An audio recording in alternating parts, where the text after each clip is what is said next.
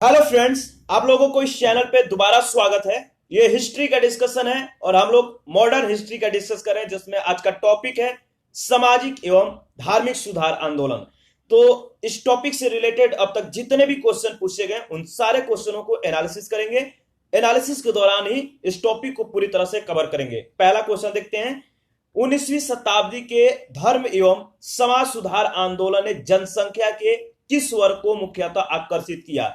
तो जिस वर्ग को इसने मुख्यतः कह सकते हैं आकर्षित किया, उसमें थे बुद्धिजीवी, नगरीय उच्च जातियां और उदार रजवाड़े। पहला, दूसरा और चौथा आपका जो इसमें डी ऑप्शन है सही है। 19वीं शताब्दी के धार्मिक एवं सामाजिक सुधार आंदोलन का भारत के आधुनिक इतिहास में विशेष स्थान है। इस आंदोलन ने बुद्धिजीवियों और मध्य वर्ग को सबसे ज्यादा प्रभावित किया। निर्धन सर्वसाधारण वर्ग इन आंदोलनों से लगभग अप्रभावित रहे और बुद्धिजीवी, नगरीय उच्च जातियां एवं उदार रजवाड़े इस आंदोलन से प्रभावित थे। नेक्स्ट क्वेश्चन है, निम्न वक्तव्यों पर आपको विचार करना है। कथन ए कह रहा है 19वीं सदी के सामाजिक धार्मिक आंदोलन के कारण भारत का आधुनिकीकरण हुआ, और इसमें जो आर कह रहा है कारण में, सामाजिक धार्मिक आंदोलन के मूल में बुद्धिवाद, वैज्ञानिक दृष्टिकोण और अन्य ऐसे विचार थे जो आधुनिकता के आधार माने जाते हैं। तो इसमें देखिए पहला और दूसरा दोनों सही है, ठीक है, और ए की सही व्याख्या आर भी है, यानी बी ऑप्शन आपका सही है। 19वीं शताब्दी के धार्मिक एवं सामाजिक सुधार आंदोलनों का भारत के आधुनिक इतिहास में विशेष स्थान है। इस आंदोलन ने बुद्धिजीवियों और मध्य वर्ग को सबसे ज्यादा प्रभावित किया। इन सामाजिक आंदोलनों के कारण भारत का आधुनिकीकरण आरंभ हुआ। इसके मूल में बुद्धिवाद, वैज्ञानिक दृष्टिकोण निहित थे जो आधुनिकीकरण के आधार स्तंभ माने जाते हैं। तो ए और आर दोनों सही है, ए की सही व्याख्या आर है। क्वेश्चन नंबर 3 है, निम्न में से किस वर्ग को सर्वप्रथम पश्चिमी सभ्यता ने प्रभावित किया? वो है शिक्षित हिंदू मध्य वर्ग, सी ऑप्शन सही है। शिक्षित हिंदू मध्य वर्ग को सर्वप्रथम पश्चिमी सभ्यता ने प्रभावित किया। नवीन पाश्चात्य शिक्षित वर्ग तर्कवाद, विज्ञानवाद और मानववाद से बहुत प्रभावित हुए। भारतीय समाज एवं धर्म सुधारकों ने इस नव ज्ञान से प्रभावित होकर भीतर से हिंदू धर्म और समाज को सुधारने का प्रयत्न किया और अंधविश्वासों, मूर्ति पूजा, तीर्थ यात्रा आदि को तर्क के तराजू में तौलकर धार्मिक और सामाजिक सुधार किए। नेक्स्ट क्वेश्चन है, निम्न महापुरुषों में से कौन भारतीय जागृति का जनक कहलाता है? वो है राजा राम मोहन राय, बी ऑप्शन सही है। राजा राम मोहन राय प्रथम भारतीय थे जिन्होंने सबसे पहले समाज में व्याप्त बुराइयों के विरोध में आंदोलन चलाए। उनके जीवन विचारों के कारण उनके नवीन विचारों के कारण ही 19वीं शताब्दी के भारत में पुनर्जागरण का उदय हुआ। राजा राम मोहन राय भारतीय पुनर्जागरण का पिता कहे जाते हैं, भारतीय राष्ट्रवाद का पैगंबर, अतीत और भविष्य के मध्य सेतु और भारतीय राष्ट्रवाद का जनक, साथ ही आधुनिक भारत का पिता और प्रथम आधुनिक पुरुष और युगदूत जो है कहे जाते हैं। क्वेश्चन नंबर 5 है, किसको भारतीय पुनर्जागरण का पिता कहा जाता है? तो सेम क्वेश्चन है, आपको पता है, राजा राम मोहन राय को। नेक्स्ट है, भारतीय पुनर्जागरण आंदोलन के पिता कौन है? तो यह भी सेम क्वेश्चन है, राजा राम मोहन राय, डी ऑप्शन सही है। नेक्स्ट सेम क्वेश्चन है, भारत में पुनर्जागरण आंदोलन के अग्रणी दूत कौन थे? तो राजा राम मोहन राय। क्वेश्चन नंबर 8 है, भारतीय राष्ट्रवाद का पैगंबर किसे माना जाता है? तो राजा राम मोहन राय को। और नेक्स्ट क्वेश्चन है, भारत का प्रथम आधुनिक पुरुष किसे माना जाता है? तो बताइए, राजा राम मोहन राय। तो देखिए रिपीटेड क्वेश्चन है, तो याद रखना है राजा राम मोहन राय को किन किन नामों से जाना जाता है। क्वेश्चन नंबर 10 है, राजा राम मोहन राय द्वारा स्थापित प्रथम संस्था थी, उसका नाम क्या था? तो आत्मीय सभा था, बी ऑप्शन सही है। हिंदू धर्म के एकेश्वरवादी मत का प्रचार करने के लिए 1814 ईस्वी में राजा राम मोहन राय ने अपने युवा समर्थकों के सहयोग से आत्मीय सभा की स्थापना की। 1828 ईस्वी में उन्होंने ब्रह्म सभा के नाम से एक नए समाज की स्थापना की, जिससे आगे चलकर ब्रह्म समाज के नाम से जाना गया। मतलब ब्रह्म सभा के नाम से जो 1828 ईस्वी में इन्होंने नए समाज की जो स्थापना किया था, वो आगे चलकर क्या हुआ था, ब्रह्म समाज। देवेंद्रनाथ टैगोर ने राजा राममोहन राय के विचारों के प्रसार के लिए 1839 में तत्वबोधनी सभा की स्थापना की और इस प्रकार राजा राममोहन राय द्वारा स्थापित प्रथम संस्था जो थी वो थी आत्मीय सभा। क्वेश्चन नंबर नेक्स्ट हमारा है 11। निम्नलिखित में कौन आत्मीय सभा के संस्थापक थे? तो राजा राम मोहन राय, ये ऑप्शन सही है। और 12 नंबर क्वेश्चन है ब्रह्म समाज की स्थापना हुई थी, कब हुई थी? तो 1828 को जो है ब्रह्म सभा नाम से जो है एक नए समाज की स्थापना राजा राम मोहन राय द्वारा जो है किया गया था। आगे चलकर जो है ये ब्रह्म समाज यानी ब्रह्म सभा जो है ब्रह्म समाज के नाम से जाने जाना लगा। इस समाज ने मूर्ति पूजा का विरोध किया और एक ब्रह्म की पूजा का उपदेश दिया। ऐसे लोगों की जमात थी जो ईश्वर की एकता में विश्वास करते थे और मूर्ति पूजा से अलग रहते थे। इस नवीन धर्म में सामाजिक रीति रिवाजों और धार्मिक कर्मकांडों के लिए कोई स्थान नहीं था। ब्रह्म समाज ने रंग, वर्ण और मत पर विचार किए बिना मानव मात्र के प्रति प्रेम जीवन की उच्चतम विधि के रूप में मानव की सेवा पर बहुत बल दिया। समाज के सिद्धांतों के मुख्य जो आधार थे वो था मानव विवेक, वेद और उपनिषद। क्वेश्चन नंबर हमारा नेक्स्ट है 13 नंबर में पूछा गया है कि राजा राम मोहन राय द्वारा ब्रह्म समाज की स्थापना की गई थी। सेम क्वेश्चन है 1828 में। और 14 नंबर जो क्वेश्चन है ब्रह्म समाज की स्थापना की थी, किसने किया था? तो सेम क्वेश्चन है राजा राम मोहन राय। हिंदू धर्म का पहला सुधार आंदोलन ब्रह्म समाज था जिस पर आधुनिक पश्चात विचारधारा का बहुत प्रभाव पड़ा था। इसकी स्थापना मूलतः ब्रह्म सभा के रूप में 1828 ईस्वी में राजा राम मोहन राय ने की थी। 1830 में लिखे एक प्रन्यासकरण पत्र में उन्होंने बताया कि समाज का उद्देश्य शाश्वत, सर्वधार और अपरिवर्त्य ईश्वर की पूजा है जो सारे विश्व का कर्ता और रक्षक है। एक नए भवन की न्यास मंडल बोर्ड ऑफ द ट्रस्टीज को जो मतलब कि कह सकते हैं कि दिया गया जिसमें मूर्ति पूजा और बलि देने की अनुमति नहीं थी। राजा राम मोहन राय के उपदेशों का तात्पर्य सभी धर्म में आपसी एकता का सामंजस्य स्थापित करना था और इसे ईश्वरवादी आंदोलन के रूप में आगे बढ़ाने का श्रेय महर्षि देवेंद्रनाथ टैगोर, जिनका समय 1818 से 1905 इनको था और वह इस आंदोलन में 1843 में सम्मिलित हुए। उन्होंने ब्रह्म धर्मावलंबियों का जो है इनको मूर्ति पूजा, तीर्थ यात्रा, कर्मकांड और प्रायश्चित इत्यादि से रोका। महर्षि देवेंद्रनाथ टैगोर ने केशव चंद्र सेन को ब्रह्म समाज का आचार्य नियुक्त किया। केशव चंद्र सेन की वाक्पटुता और उदारवादी विचारों ने इस आंदोलन को काफी लोकप्रिय बना दिया। शीघ्र ही इसकी शाखाएं बंगाल के बाहर, उत्तर प्रदेश और मद्रास में भी खोल दी गई। क्वेश्चन नंबर 15 है ब्रह्म समाज के संस्थापक थे कौन थे? तो आपको पता है राजा राम मोहन राय। और 16 नंबर क्वेश्चन है राजा राम मोहन राय को राजा का उपाधि जो है किसने दी थी? बताइए। तो राजा राम मोहन राय को उपाधि जिनसे मिली थी उनका नाम है, बताइए, अकबर द्वितीय। तो बी ऑप्शन सही है। मुगल बादशाह अकबर द्वितीय राजा राम मोहन राय को जो है राजा की उपाधि के साथ अपने दूत के रूप में 1830 ईस्वी में तत्कालीन ब्रिटिश सम्राट विलियम चतुर्थ के दरबार में भेजा था। राजा को इंग्लैंड में राजा राम मोहन राय को इंग्लैंड में सम्राट से मुगल बादशाह अकबर द्वितीय को मिलने वाली पेंशन की मात्रा बढ़ाने पर बातचीत करनी थी। इंग्लैंड के ब्रिस्टल में ही 27 सितंबर 1833 को राजा राम मोहन राय की मृत्यु हो गई, जहां उनकी समाधि स्थापित है। तो राजा राम मोहन राय की जो समाधि स्थल है किस स्थान पे है तो याद रखना है, इंपॉर्टेंट है। 17 नंबर क्वेश्चन है राजा राम मोहन राय की समाधि कहां पे है? तो देखिए आगे में भी क्वेश्चन पूछ लिया गया है, इंग्लैंड में ब्रिस्टल में। सी ऑप्शन सही है। क्वेश्चन नंबर 18 में आपको विचार करने हैं, ठीक है। 3 स्टेटमेंट है, बताना कि इसमें किसकी या किन की स्थापना है, मतलब स्थापना से है।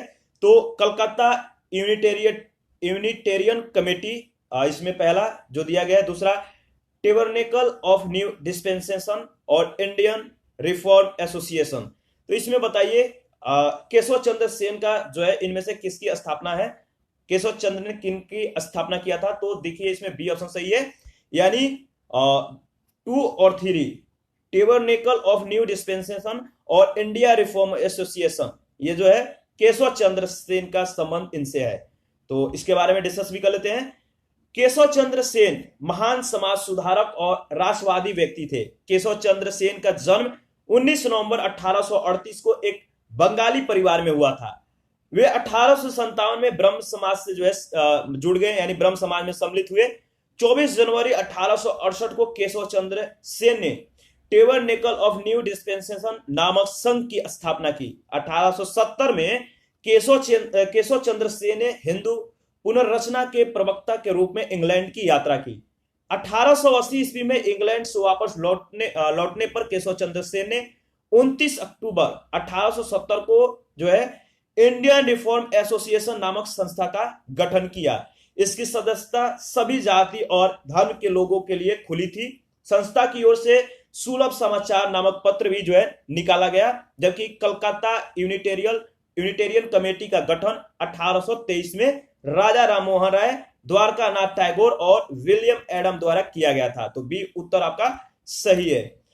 19 नंबर क्वेश्चन में पूछा गया भारतीय ब्रह्म समाज के संस्थापक थे। तो भारतीय ब्रह्म समाज के संस्थापक केशव चंद्र सेन थे, सी ऑप्शन सही है। भारतीय ब्रह्म समाज के संस्थापक केशव चंद्र सेन थे। देवेंद्रनाथ ने 1865 में केशव चंद्र सेन से जो है आचार्य की उपाधि छीन ली थी और केशव चंद्र सेन मौलिक ब्रह्म समाज से अलग हो गए। देवेंद्रनाथ टैगोर के तहत समाज की मूल शाखा ने स्वयं को आदि ब्रह्म समाज के नाम से जो है पुकारा।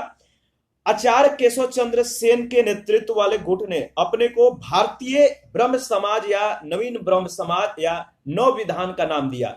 1878 ईस्वी में नवीन ब्रह्म समाज में पुनः फूट पड़ी, जब केशव चंद्र सेन द्वारा अपनी 13 वर्षीय पुत्री का विवाह जो है कुछ बिहार के राजा से किए जाने के विरोध में आनंद मोहन बोस और शिवनाथ शास्त्री द्वारा साधारण ब्रह्म समाज की स्थापना की गई। तो 20 अगस्त, देखिए नोट में जो दिया गया है कि 20 अगस्त 1828 को राजा राममोहन राय ने फिरंजी कमल बोस के मकान, जो इस हेतु किराए पर लिया गया था, ब्रह्म समाज की स्थापना की थी।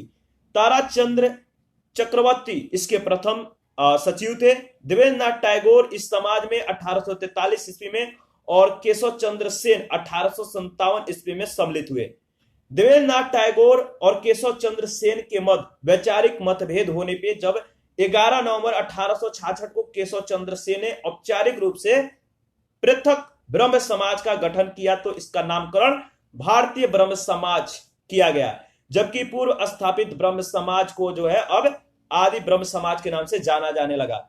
ब्रह्म समाज की इस मूल वेबसाइट यानी www.thebrahm आप देख सकते हैं brahmsamaj.net पे जाके गजेटियर ऑफ इंडिया वॉल्यूम 2 इतिहास एवं संस्कृति मैकमिलन प्रकाशित भारत का सामाजिक, सांस्कृतिक और आर्थिक इतिहास, ठीक है, में ये तथ्य जो है दर्शित होता है कि और बाद में इतिहास लेखन के दौरान प्रख्यात इतिहासविदों जो प्रोफेसर बी.एल. ग्रोवर और प्रोफेसर आर.एल. शुक्ल आदि ने आधुनिक भारतीय इतिहास की अपनी पुस्तकों में पता नहीं क्यों केशव चंद्र सेन के नवीन ब्रह्म समाज को जो है आदि ब्रह्म समाज बताया है। प्रख्यात इतिहासकारों द्वारा यह प्रस्तुत किए जाने के कारण अन्य पुस्तकों में यही तथ्य जो है अपनाए गए और प्राय परीक्षा संस्थानों ने भी अपने प्रश्नों में आदि ब्रह्म समाज के संस्थापक के रूप में जो है केशव चंद्र सेन को उत्तर के रूप में माना, जबकि वास्तविक तथ्य इसके ठीक उलट है। अर्थात केशव चंद्र सेन का नवीन ब्रह्म समाज और भारतीय ब्रह्म समाज मतलब है, और देवेंद्रनाथ टैगोर के नेतृत्व वाला मूल ब्रह्म समाज आदि ब्रह्म समाज है। तो इस तरह से याद रखना है। नेक्स्ट क्वेश्चन हमारा है 20 नंबर है, भारतीय राष्ट्रवाद का जनक किससे माना जाता है? तो देखिए इसमें भारतीय राष्ट्रवाद को जो जनक है जिनको माना जाता है, इसमें देखिए डी वैसे उत्तर सही है, उपयुक्त में से कोई नहीं है। सामाजिक और धार्मिक आंदोलनों के सूत्रधार राजा राम मोहन राय को जो है भारत के नव जागरण का अग्रदूत, अतीत और भविष्य के मध्य सेतु, भारतीय राष्ट्रवाद के जनक आधुनिक भारत के पिता, नव प्रभात के भोर का तारा, मतलब नव प्रभात के भोर का तारा, भारतीय राजनीतिक क्रांति के अग्रदूत, नवीन भारत के संदेश वाहक आदि जो है माना जाता है। क्वेश्चन नंबर 21 से ब्रह्म समाज का सिद्धांत आधारित है, बताइए किस पे? तो एक देववाद पे, यानी सी ऑप्शन सही है। 1828 ईस्वी में राजा राम मोहन राय ने ब्रह्म समाज की नींव डाली थी। ब्रह्म समाज की स्थापना का उद्देश्य जो था वो ये था कि एकेश्वरवाद की जो है उपासना, मूर्ति पूजा का विरोध, अवतारवाद का खंडन। ब्रह्म समाज ने सार्वभौम ईश्वर की जो है उपासना पर बल दिया और 1830 ईस्वी में लिखे गए प्रन्यासकरण पत्र के अनुसार इस समाज का उद्देश्य शाश्वत, सर्वधार और अपरिवर्त्य ईश्वर की पूजा है, जो सारे विश्व का कर्ता और रक्षक है। क्वेश्चन नंबर 22 है, राजा राम मोहन राय ने निम्न में से किसका जो है विरोध नहीं किया था? तो पाश्चात्य शिक्षा का। सी ऑप्शन सही है। शिक्षा के क्षेत्र में राजा राम मोहन राय अंग्रेजी शिक्षा के पक्षधर थे। उनके अनुसार एक उदारवादी पश्चात शिक्षा ही अज्ञान के अंधकार से हमें जो है निकाल सकती है, भारतीयों को देश के प्रशासन में भाग दिला सकती है। और इसी भावना से प्रेरित होकर उन्होंने लॉर्ड एमहर्स्ट को लिखा था कि यदि अंग्रेज संसद की जो है यह इच्छा है कि भारत अंधकार में रहे तो संस्कृत शिक्षा से उत्तम कुछ नहीं हो सकता है, परंतु सरकार का उद्देश्य भारतीय लोगों को अच्छा बनाना है। अतः सरकार को एक उदारवादी शिक्षा का प्रसार करना चाहिए जिनमें गणित, सामान्य दर्शन, रसायन शास्त्र, शरीर रचना और अन्य लाभदायक विज्ञान आदि सम्मिलित हो। निश्चित धनराशि से विदेशों से कुछ विद्वान भर्ती किए जाएं और यहाँ कॉलेज खोले जाएं। उन्होंने मूर्ति पूजा, बाल विवाह, सती प्रथा जैसी अनेक सामाजिक कुरीतियों का जो है विरोध किया था। नेक्स्ट क्वेश्चन हमारा है 23 नंबर। ब्रह्म समाज के बारे में आपको जो है कौन सा कथन सही है बताना है। पहला है इसमें मूर्ति पूजा का विरोध किया गया। दूसरा है धार्मिक ग्रंथों की व्याख्या के लिए इसने पुरोहित वर्ग को अस्वीकार किया। और तीसरा है इसने इस सिद्धांत का प्रचार किया कि वेद जो है त्रुटिहीन है। तो बताइए तीनों स्टेटमेंट में से कौन सा सही है? पहला और दूसरा सही है। ब्रह्म समाज की स्थापना राजा राम मोहन द्वारा 1828 ईस्वी में की गई। इसके जो प्रमुख सिद्धांत थे, पहला एकेश्वरवाद पर विश्वास और हिंदू धर्म को कुरीतियों से मुक्त करना। दूसरा था मूर्ति पूजा का विरोध और पुरोहितों के वर्चस्व पर कुठाराघात। तीसरा था स्त्रियों की स्थिति को जो है सुधारना। और वेदों को त्रुटिहीन मानने वाले जो थे वो स्वामी दयानंद सरस्वती थे। इस प्रकार कथन पहला और दूसरा ब्रह्म समाज के संदर्भ में सही है। ठीक है, क्वेश्चन नंबर नेक्स्ट देखते हैं 24। 19वीं शताब्दी के उत्तरार्ध में नव हिंदूवाद के सर्वश्रेष्ठ प्रतिनिधि थे। कौन थे? तो स्वामी विवेकानंद। बी ऑप्शन सही है। रामकृष्ण परमहंस के शिक्षाओं की व्याख्या को साकार करने का श्रेय जो है स्वामी विवेकानंद को है। इन्होंने इस शिक्षा का साधारण भाषा में वर्णन किया। स्वामी विवेकानंद इस नवीन हिंदू धर्म के प्रचार के रूप में जो है उभरे और 1893 में शिकागो गए, जहां उन्होंने वर्ल्ड पार्लियामेंट ऑफ रिलीजन यानी विश्व धर्म संसद में अपना सुप्रसिद्ध भाषण दिया। कब भाषण दिया था याद रखना है, और कहां पे दिया था। इस भाषण से उन्होंने पश्चिमी संसार के सामने पहली बार भारत की संस्कृति को जो है भारत की संस्कृति की महत्ता थी, इसको प्रभावकारी तरीके से प्रस्तुत किया। इसके जो पश्चात है उन्होंने अमेरिका और इंग्लैंड में भ्रमण भी किया और हिंदू धर्म का प्रचार किया। स्वामी जी ने हिंदू धर्म के इस पक्ष में मुझे मत छेड़ो की बहुत जो है भर्त्सना की। उनके अनुसार हिंदू धर्म अब केवल खान पान तक ही सीमित रह गया था। वह निर्धनों के धमनियों द्वारा शोषण पर जो है धर्म की चुप्पी से बहुत अप्रसन्न थे। इसके अनुसार भूखे व्यक्तियों को धर्म की बात करना ईश्वर और मानवता का जो है अपमान है। विवेकानंद ने कोई राजनीतिक जो है संदेश नहीं दिया, परंतु फिर भी उन्होंने अपने लेखों और भाषणों द्वारा नई पीढ़ी में अपने भूतकाल के प्रति एक नवीन आत्मगौरव की भावना जगाई। वह एक पक्के देशभक्त थे। सुभाष चंद्र बोस ने उनके द्वारा जो है उनके बारे में जो कहा है कि जहां तक बंगाल का संबंध है, हम विवेकानंद को आधुनिक राष्ट्रीय आंदोलन का जो है आध्यात्मिक पिता कह सकते हैं। तो ये किसने कहा था? सुभाष चंद्र बोस ने। 25 नंबर क्वेश्चन है, विवेकानंद ने शिकागो में आयोजित पार्लियामेंट ऑफ वर्ल्ड रिलीजन में भाग लिया था। कब लिया था? तो 1893 के शिकागो में। 26 नंबर है, स्वामी विवेकानंद ने शिकागो में आयोजित विश्व धर्म सम्मेलन में अपना भाषण कब दिया था? तो सेम क्वेश्चन है, 1893 में दिया था, जो इसमें ऑप्शन में नहीं दिया गया है। और 27 नंबर क्वेश्चन है, 1893 में शिकागो में आयोजित अंतरराष्ट्रीय धर्मों की संसद से किसका नाम जुड़ा हुआ है? तो स्वामी विवेकानंद का। सी ऑप्शन सही है। 28 नंबर क्वेश्चन है, किस वर्ष स्वामी विवेकानंद ने विश्व धर्म संसद में भाग लिया था? तो 1893 में। इसके बाद 29 नंबर क्वेश्चन है, इनमें से किस प्रख्यात समाज सुधारक ने ज्ञान योग, कर्मयोग और राजयोग नामक पुस्तकें लिखी है? तो स्वामी विवेकानंद। स्वामी विवेकानंद ने ज्ञान योग, कर्मयोग और राजयोग नामक पुस्तकें लिखी। 1893 ईस्वी में वे शिकागो गए, जहां उन्होंने वर्ल्ड पार्लियामेंट ऑफ रिलीजन यानी विश्व धर्म संसद में अपना सुप्रसिद्ध भाषण दिया। 1897 में इन्होंने रामकृष्ण मिशन की जो है स्थापना की। क्वेश्चन नंबर 30 देखते हैं, रामकृष्ण मिशन की स्थापना किसने की थी? तो सेम क्वेश्चन है, बताइए किसने की थी? तो स्वामी विवेकानंद ने। रामकृष्ण मिशन की स्थापना स्वामी विवेकानंद ने 1897 ईस्वी में की थी, सोसाइटी पंजीकरण अधिनियम के अंतर्गत। इसे विधिवत औपचारिक रूप से पंजीकृत कराया गया था। रामकृष्ण मिशन का कलकत्ता के वेल्लूर और अल्मोड़ा के मायावती नामक स्थान पे जो है मुख्यतः खोला गया था।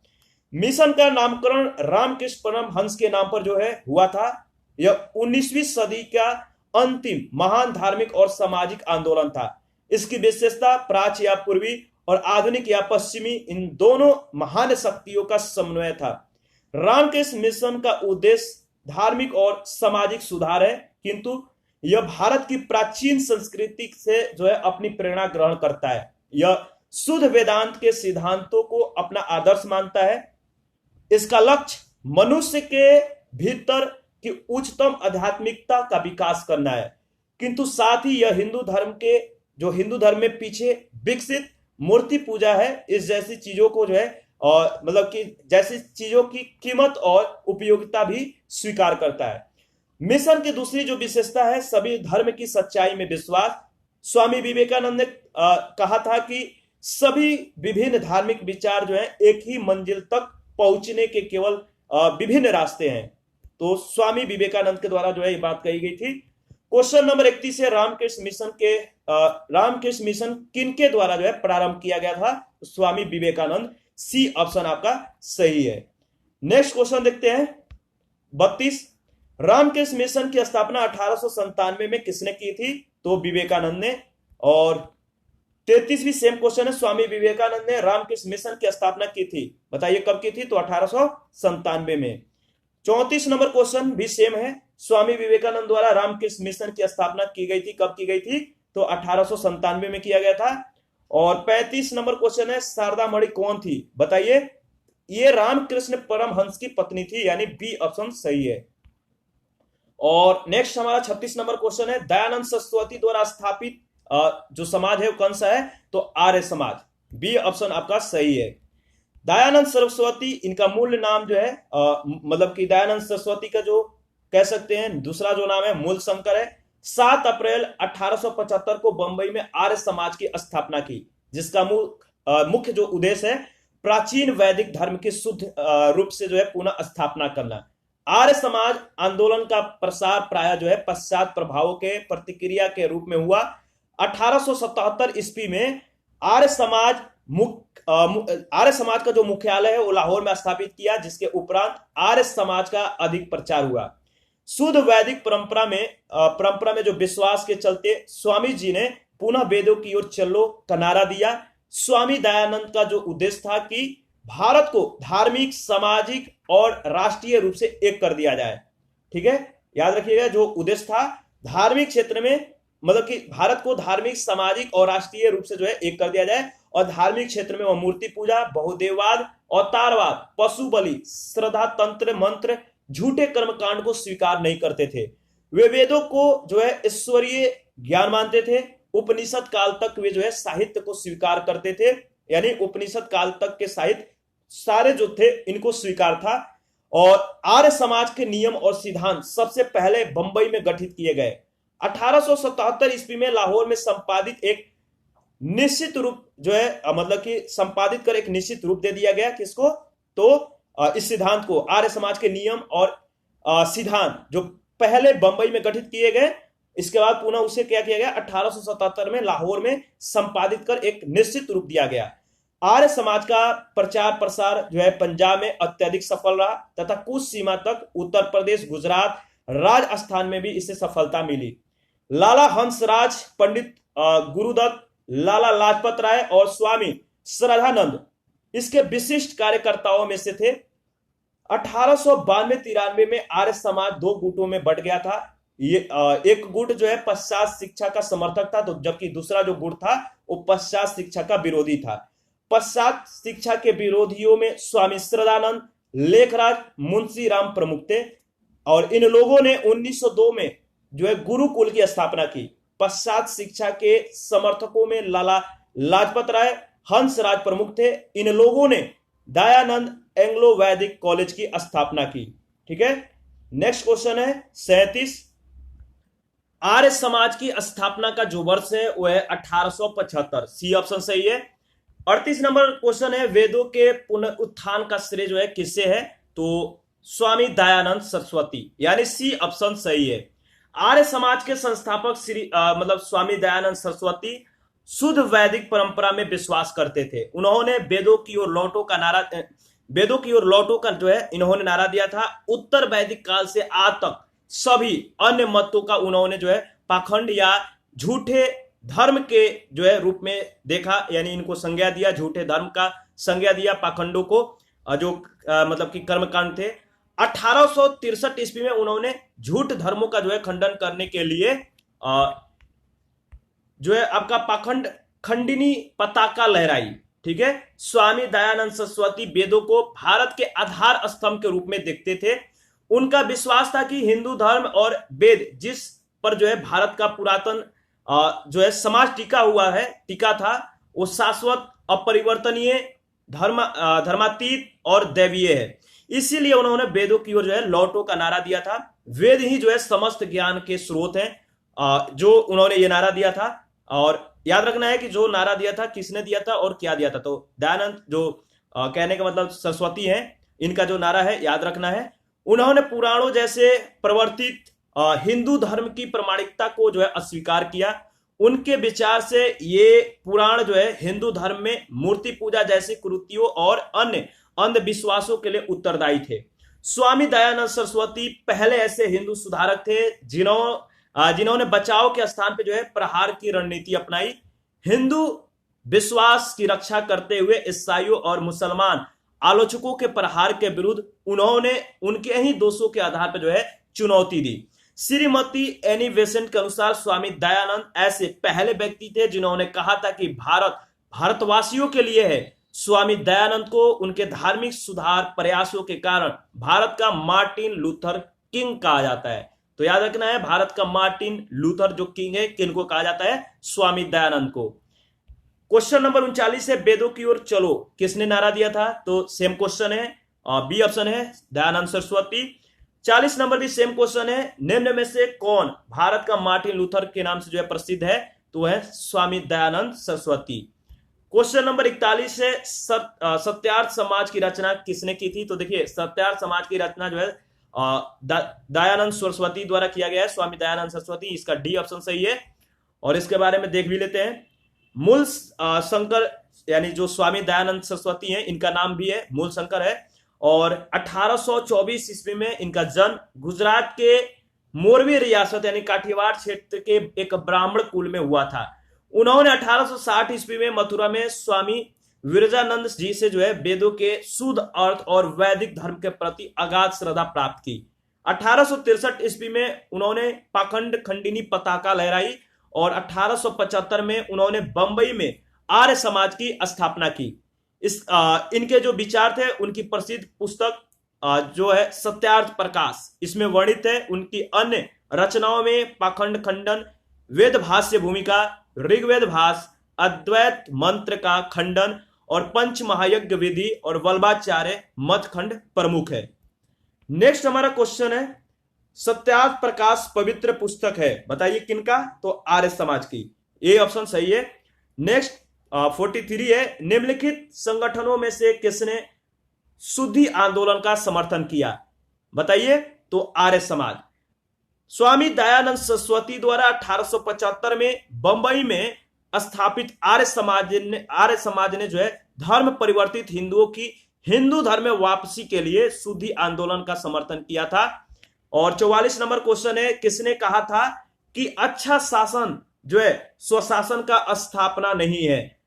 किसने कहा था? स्वामी दयानंद ने। स्वामी दयानंद सरस्वती विदेशी दासता को एक अभिशाप मानते थे और स्वतंत्रता एवं लोकतंत्र के हिमायती थे। उनके आर्थिक विचारों में स्वदेशी का विशेष महत्व था। राजनीतिक क्षेत्र में वे कहते थे कि बुरे से बुरा देसी राज, अच्छे से अच्छी विदेशी राज से अच्छा है। उनकी शिक्षा के फलस्वरूप उनके अनुयायियों में जो है स्वदेशी और देशभक्ति की भावना जो है कूट कूट कर भरी थी। भारतीय स्वाधीनता आंदोलन में भी ये लोग जो थे अग्रगामी रहे, तो याद रखना इनके बारे में। नेक्स्ट हमारा क्वेश्चन है, देखते हैं 45 है, निम्न में से किस व्यक्ति ने सर्वप्रथम स्वराज शब्द का जो है प्रयोग किया था और हिंदी को राष्ट्र भाषा जो है माना? तो स्वामी दयानंद, यानी बी ऑप्शन आपका सही है। सर्वप्रथम स्वामी दयानंद सरस्वती ने स्वराज शब्द का प्रयोग किया और हिंदी को राष्ट्रभाषा के रूप में स्वीकार किया। उन्होंने ही सबसे पहले विदेशी वस्तुओं के बहिष्कार और स्वदेशियों को जो है अपनाने पर बल दिया। ये सभी विचार भारतीय स्वतंत्रता आंदोलन के मुख्य अंग बन गए और इस दृष्टि से आर्य समाज ने राजनीतिक चेतना की जागृति में महत्वपूर्ण योगदान दिया। दयानंद सरस्वती के अनुसार बुरे से बुरा देसी राज, अच्छे से अच्छे विदेशी राज से अच्छा है। उनके आर्थिक विचारों में स्वदेशी का विशेष महत्व था। नेक्स्ट हमारा क्वेश्चन है 46, निम्नलिखित को जो है कालानुक्रम में रखना है। तो इसमें जो पहला आएगा, बताइए, पहला आएगा तुलसीदास का नाम, यानी कालानुक्रम में अगर व्यवस्थित करें तो तुलसीदास, यानी इसमें बी ऑप्शन सही है। तुलसीदास, इसके बाद राजा राममोहन राय, दयानंद सरस्वती और स्वामी विवेकानंद, तो बी ऑप्शन आपका राइट है। नेक्स्ट हमारा 47 नंबर है, प्रार्थना समाज संस्था के जो संस्थापक थे उनका नाम क्या था? तो प्रार्थना समाज संस्था के जो संस्थापक थे महादेव गोविंद रानाडे, यानी डी ऑप्शन सही है। ठीक है, इनके बारे में 2-4 लाइनें देख लेते हैं, इंपॉर्टेंट है। प्रार्थना समाज की स्थापना 1867 ईस्वी में बंबई में आचार्य केशव चंद्र सेन ने की। आचार्य केशव चंद्र सेन की जो प्रेरणा से आत्माराम पांडुरंग ने किया था और महादेव गोविंद रानाडे इस संस्था से 1869 ईस्वी में जुड़े थे। इन संस्था का प्रमुख जो उद्देश्य था जाति प्रथा का विरोध करना, स्त्री पुरुष की विवाह की आयु में वृद्धि करना, विधवा विवाह और स्त्री शिक्षा को प्रोत्साहन देना। रानाडे का सामाजिक सुधार आंदोलन जो है 19वीं शताब्दी के अंत तक सफलतापूर्वक जारी रहा। सामाजिक सुधार कार्यक्रमों में उनके 2 अन्य सहयोगी थे, धोधो केशव कर्वे और विष्णु शास्त्री। रानाडे तथा कर्वे ने विधवा पुनर्विवाह आंदोलन का संचालन किया और विधवाओं को शिक्षा देने के लिए विधवा आश्रम संघ की स्थापना की। इस आश्रम का उद्देश्य विधवाओं को जो है शिक्षाओं, परिचारिकाओं और दाइयों के रूप में प्रशिक्षित करके जो है आत्मनिर्भर बनाना था। धोधो केशव कर्वे विधवा पुनर्विवाह संघ के सचिव थे। रानाडे का जो उल्लेख है पश्चिमी भारत में सांस्कृतिक पुनर्जागरण के अग्रदूत के रूप में किया जाता है। 48 नंबर क्वेश्चन है, निम्नलिखित में से किसने जो है महाराष्ट्र में प्रार्थना समाज की स्थापना की थी? तो आत्माराम पांडुरंग, यानी ए ऑप्शन आपका सही है। 49 है, प्रार्थना समाज के जो संस्थापक है उनका आपको नाम बताना है। तो प्रार्थना समाज के संस्थापक आत्माराम पांडुरंग है। और 50 का है जो क्वेश्चन पूछा गया 50 में, महाराष्ट्र में प्रार्थना समाज का जो मुख्य संचालक थे वो कौन थे? तो एमजी रानाडे। और 51 देखते हैं, देव समाज का संस्थापक इनमें से कौन थे?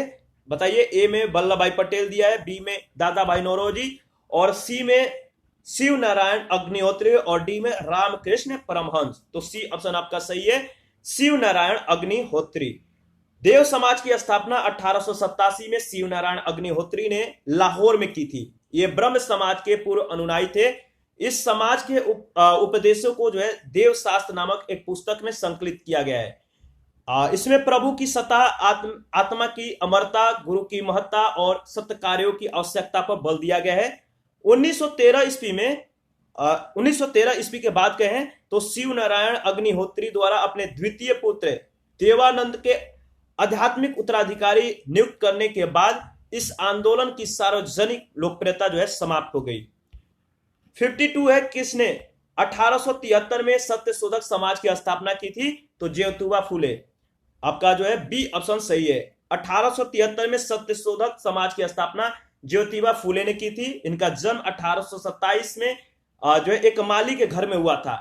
इन्होंने शक्तिशाली गैर ब्राह्मण आंदोलन का संचालन किया। इन्होंने अपनी पुस्तक गुलामगिरी जो 1872 में लिखी थी, अपने संगठन यानी सत्य शोधक समाज के द्वारा जो है पाखंडी ब्राह्मणों का और उनके अवसरवादी धर्म ग्रंथों से निम्न जातियों की रक्षा की आवश्यकता पर बल दिया।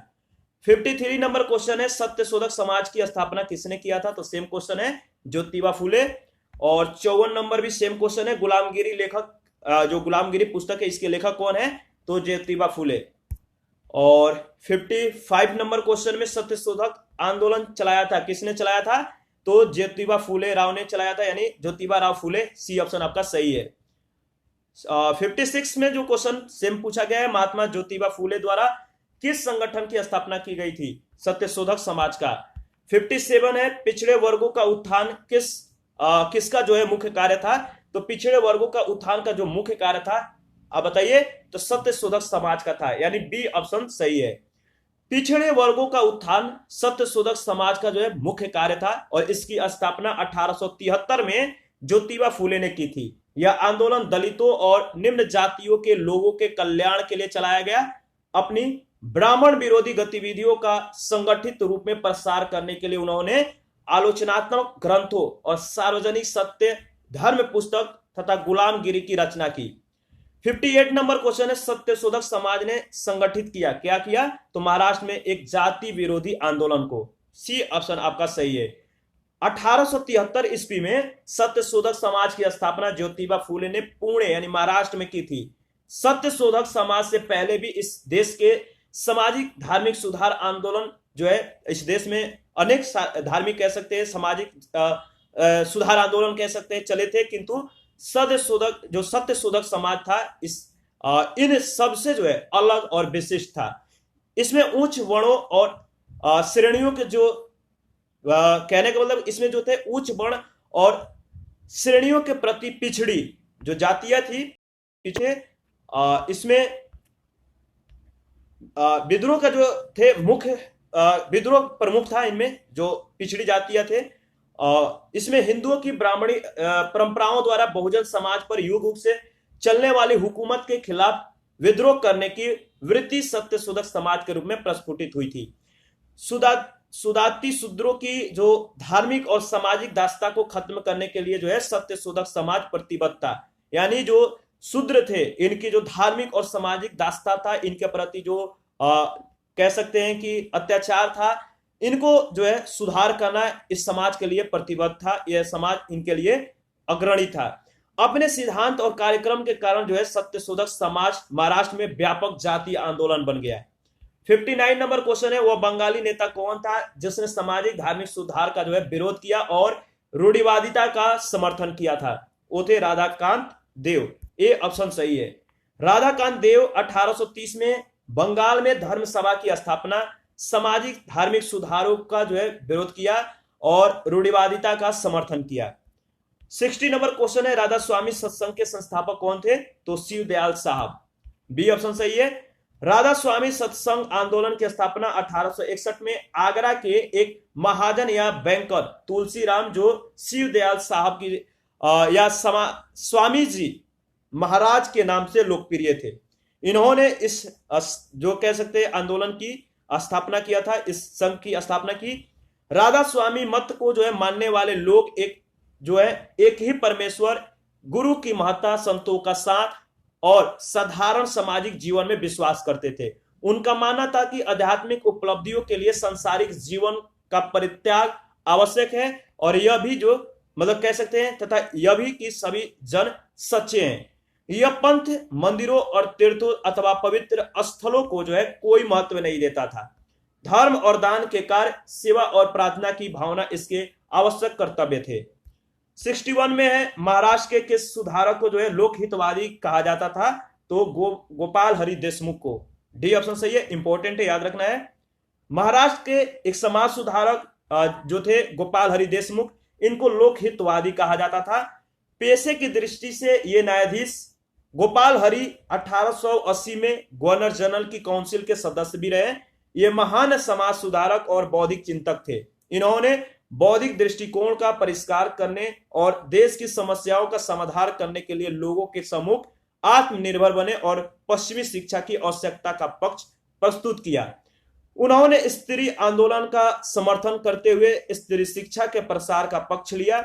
यह राष्ट्रीय आत्मनिर्भरता के कह सकते हैं समर्थकों के रूप में हाथ से बुने हुए खादी के वस्त्र पहनकर 1876 में दिल्ली दरबार में भी उपस्थित हुए थे। 62 नंबर क्वेश्चन है, लोकहितवादी उपनाम से किसे जाना जाता है? तो गोपाल हरि देशमुख को। और 63 है, महाराष्ट्र में विधवा पुनर्विवाह हेतु अभियान का नेतृत्व किसने किया था? तो विष्णु परशुराम पंडित ने। ए ऑप्शन सही है। महाराष्ट्र में विधवा पुनर्विवाह के लिए जो है अभियान का नेतृत्व विष्णु परशुराम पंडित ने किया था।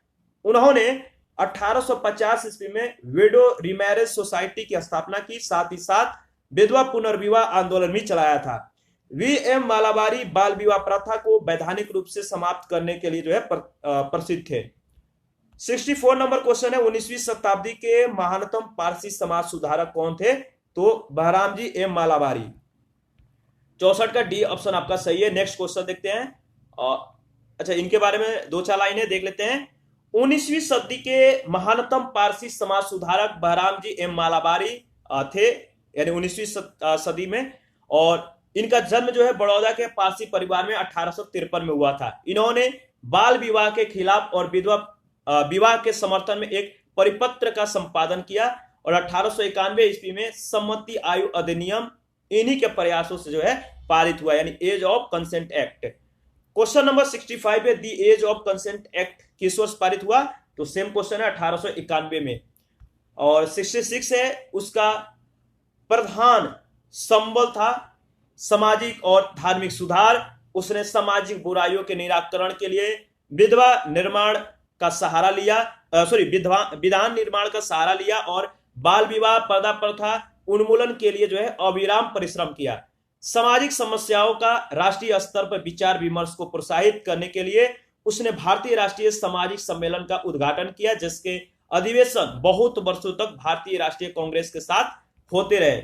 इस उद्धरण में संकेतित जो व्यक्ति हैं उनका नाम क्या है? यानी ये सारे जो स्टोरी है किस व्यक्ति के लिए है आप कह सकते हैं? तो देखिए, महादेव गोविंद जो रनाडे हैं, इनके लिए जो है ये पूरी स्टोरी है। और सी ऑप्शन आपका सही है। क्वेश्चन नंबर 67 है, भारतीय स्वतंत्रता आंदोलन के समय राष्ट्रीय सामाजिक सम्मेलन यानी नेशनल सोशल कॉन्फ्रेंस का गठन किया गया था। इसके गठन के लिए जो उत्तरदायी कारण थे वो क्या थे? तो देखिए, इसके मूल जो मुद्दे थे इस पे फोकस कर लेते हैं। भारतीय राष्ट्रीय कांग्रेस अपने कार्यक्रम में जो है सामाजिक सुधारों को नहीं बल्कि मतलब सामाजिक सुधारों को नहीं रखना चाहती थी। इसलिए जो प्रस्तुत उद्देश्य के लिए उसने अलग से जो है संगठन बनाने का सुझाव दिया था। इसमें आपका जो है बी ऑप्शन सही है। यानी भारतीय राष्ट्रीय कांग्रेस अपने कार्यक्रम में सामाजिक सुधारों को जो है नहीं रखना चाहती थी, इसलिए प्रस्तुत उद्देश्य के लिए उसने अलग से संगठन बनाने का सुझाव दिया था। नेक्स्ट क्वेश्चन है हमारा 68, निम्नलिखित कथनों पर आपको विचार करना है। पहला है, आर्य समाज की स्थापना 1835 में हुई थी, ऊपर में डिस्कस कर चुके हैं इसके बारे में। दूसरा है, लाला लाजपत राय ने आर्य समाज के उस आग्रह का विरोध किया था जो उसके अपने समाज सुधार कार्यक्रमों के समर्थन में वेदों को जो है आप्त प्रमाण मानने को लेकर था। तीसरा है, केशव चंद्र सेन के नेतृत्व में ब्रह्म समाज ने नारी शिक्षा के लिए आंदोलन चलाया था। और चौथा है, विनोबा भावे ने शरणार्थियों में जो है काम करने के लिए सर्वोदय समाज की स्थापना की थी। तो देखिए, इसमें जो आपका सही है तीसरा और चौथा स्टेटमेंट सही है। आर्य समाज की स्थापना जो है 1835 में नहीं हुई थी, बल्कि 7 अप्रैल 1875 में बंबई में स्वामी दयानंद सरस्वती ने की थी। लाला लाजपत राय ने वेदों को आप प्रमाण मानने का जो है विरोध नहीं किया था, और केशव चंद्र सेन के नेतृत्व में जो है ब्रह्म समाज ने नारी शिक्षा के लिए आंदोलन चलाया था। विनोबा भावे ने भारतीयों के जीवन स्तर को उठाने और गांधी जी के सिद्धांतों के प्रसार के लिए सर्वोदय समाज की स्थापना की थी। उन्होंने इस समाज के माध्यम से पाकिस्तान से भारत आए शरणार्थियों के लिए भी कार्य किया था। पहला दूसरा गलत है, तीसरा चौथा स्टेटमेंट सही है। 69 है 1856 में निम्नलिखित कानून पारित हुआ। कौन कौन से जो है, तो देखिए इसमें जो है आपका पहला है धार्मिक असुविधा कानून, सती निषेध रेगुलेशन, हिंदू विधवा पुनर्विवाह कानून। तो आपका तीसरा स्टेटमेंट इसमें जो है और पहला स्टेटमेंट दोनों सही है। 1856 में धार्मिक अक्षमता कानून यानी रिलीजियन डिजेबिलिटीज एक्ट द्वारा जो है हिंदुत्व से धर्मांतरित व्यक्तियों के नागरिक अधिकारों की रक्षा का प्रावधान किया गया था। और 1856 में ही हिंदू विधवा पुनर्विवाह कानून जो है हिंदू विडो रिमैरिज एक्ट जो है विधवाओं के पुनर्विवाह को जो है कानून संगत बना दिया गया। विधवा पुनर्विवाह की स्थिति में सुधार लाने के लिए ईश्वर चंद्र विद्यासागर ने अथक प्रयास किए थे और 1855 ईस्वी में उन्होंने ब्रिटिश सरकार से विधवा पुनर्विवाह पर कानून बनाने के लिए अनुरोध किया। विधवाओं के कल्याण से जुड़े अन्य नेता थे पश्चिमी भारत में विष्णु शास्त्री, डीके कर्वे, और 1899 में जो डीके कर्वे ने पूना में विधवा आश्रम की स्थापना की थी। और साथ ही 1906 ईस्वी में बंबई में प्रथम महिला विश्वविद्यालय की स्थापना की। सती निषेध रेगुलेशन लॉर्ड विलियम बेंटिक के समय में 1829 में बनाया गया था, जबकि डलहौजी के समय में जो है राज हड़पने का सिद्धांत जो है 1848 में प्रस्तुत किया था, यानी डलहौजी किया था। क्वेश्चन नंबर 70 है पश्चिमी भारत के डीके कर्वे का जो नाम है निम्नलिखित में किस संदर्भ में आता है। तो देखिए स्त्री शिक्षा और बाल यानी जो शिशु हत्या सी और डी है, विधवा पुनर्विवाह है, तो सी और डी आपका जो है सही है। इसमें ये रहा, तो आपका इसमें विधवा पुनर्विवाह और स्त्री शिक्षा याद रखना है। डीके कर्वे प्रसिद्ध समाज सुधारक थे। उन्होंने विधवा विवाह और महिला शिक्षा के क्षेत्र में महत्वपूर्ण योगदान दिया था। इन्होंने रनाडे के साथ विधवा पुनर्विवाह आंदोलन जो है चलाया था, संचालन किया था और विधवाओं को शिक्षा देने और विधवा आश्रम संघ की स्थापना भी की थी। इस आश्रम का जो उद्देश्य था विधवाओं को शिक्षाओं और परिचारिकाओं और दाइयों के रूप में प्रशिक्षित कर उन्हें आत्मनिर्भर बनाना था। धोंदो केशव कर्वे विधवा पुनर्विवाह संघ के सचिव थे। 1906 ईस्वी में बंबई में प्रथम महिला विश्वविद्यालय की स्थापना की थी। 71 नंबर क्वेश्चन है निम्नलिखित में से किसने जो है प्रमुख रूप से विधवा पुनर्विवाह के लिए संघर्ष किया और उसे कानूनी रूप से वैध बनाने में सफलता प्राप्त की। ईश्वरचंद्र विद्यासागर, यानी बी ऑप्शन आपका सही है। कलकत्ता के संस्कृत कॉलेज के आचार्य ईश्वरचंद्र विद्यासागर ने विधवा पुनर्विवाह के लिए अथक जो है प्रयास किए, संघर्ष किए और इन्होंने यह प्रमाणित करने का प्रयास भी किया कि वेदों में विधवाओं को जो है विवाह को मान्यता दी गई है। इनके प्रयासों के फलस्वरूप 26 जुलाई 1856 में हिंदू विधवा पुनर्विवाह अधिनियम पारित हो गया। निम्न में से कौन सा कथन सही नहीं है। 72 नंबर में क्वेश्चन पूछा गया, 4 स्टेटमेंट है। पहला है आप देखिए 1829 में मतलब कि जो ए स्टेटमेंट है कि 1829 में विलियम बेंटिक ने सती प्रथा को कानून द्वारा जो है अपराध घोषित कर दिया था और इस तरह से जो बी स्टेटमेंट है 1856 में सरकार ने कानून बनाया जिसके अनुसार हिंदू विधवा पुनर्विवाह कर सकती थी, यानी हिंदू विधवाएं जो है पुनर्विवाह कर सकती थी। सी नंबर स्टेटमेंट है 1875 में स्वामी दयानंद सरस्वती द्वारा आर्य समाज की स्थापना की गई। और डी जो स्टेटमेंट है राजा राममोहन राय सती प्रथा के जो है समर्थक थे। तो इसमें जो है आपका पूछा गया कौन सा सही नहीं है, तो डी ऑप्शन आपका सही नहीं है। जो डी कथन है वह सत्य है। राजा राममोहन राय ने सती प्रथा का जो है प्रबल विरोध किया था।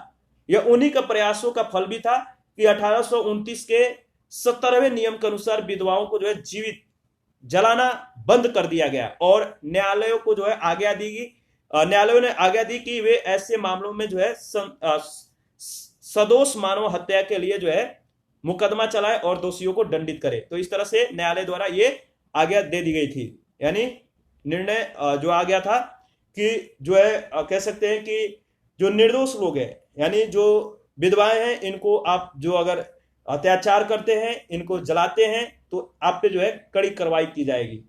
73 नंबर क्वेश्चन है, 1843 के एक्ट 5 ने किस बात को गैर कानूनी बना दिया था? तो गुलामी को। लॉर्ड एलन बोरो के काल में, याद रखना इनका नाम, 1843 के एक्ट 5 ने गुलामी यानी दास्ता को गैर कानूनी बना दिया। 1833 के चार्टर में एक धारा जोड़ी गई थी जिसमें दास्ता को शीघ्र समाप्त करने को कहा गया था। 1843 में समस्त भारत में दास्ता जो है अवैध घोषित कर दी गई और मालिकों को कोई प्रतिकर दिए बिना जो है सभी दास स्वतंत्र कर दिए गए। 74 नंबर क्वेश्चन है, निम्नलिखित में से किसने 1872 में नेटिव मैरिज एक्ट को पारित कराने में अपनी महत्वपूर्ण भूमिका निभाई थी? वो है केशव चंद्र सेन। सी ऑप्शन आपका सही है। ठीक है, नेक्स्ट क्वेश्चन देखते हैं। और अच्छा, इसके बारे में 2-3 लाइन है, इसको भी देख लेते हैं। केशव चंद्र सेन ने 1872 में नेटिव मैरिज एक्ट को पारित कराने में महत्वपूर्ण भूमिका निभाई थी। इस एक्ट से लड़कियों के लिए विवाह की जो न्यूनतम आयु था वो 14 वर्ष और लड़कों के लिए न्यूनतम आयु 18 वर्ष निर्धारित कर दिया गया था। इसे ब्रह्म विवाह अधिनियम भी कहा जाता है। क्वेश्चन नंबर 75 है, बाल विवाह प्रथा को नियंत्रित करने के लिए 1872 के सिविल मैरिज एक्ट ने लड़कियों के विवाह की न्यूनतम उम्र निर्धारित किया था। कितना? तो 14 वर्ष। 1872 के एक कानून ने नेटिव या सिविल मैरिज एक्ट जिसे हम कहते हैं, 14 वर्ष से कम आयु के कन्याओं को और 18 से कम आयु के लड़कों को जो है विवाह करना वर्जित कर दिया गया तथा बहुपत्नी प्रथा भी समाप्त कर दी गई, परंतु यह हिंदू, मुस्लिम और अन्य मान्यता प्राप्त जो धर्मावलंबी थे इन पर लागू नहीं था और इसकी जो है भारतीय समाज पर कोई विशेष प्रभाव भी नहीं हुआ। एक पारसी सुधारक है बी.एम. मालाबारी, ठीक है, इनका नाम याद रखना है, बी.एम. मालाबारी का।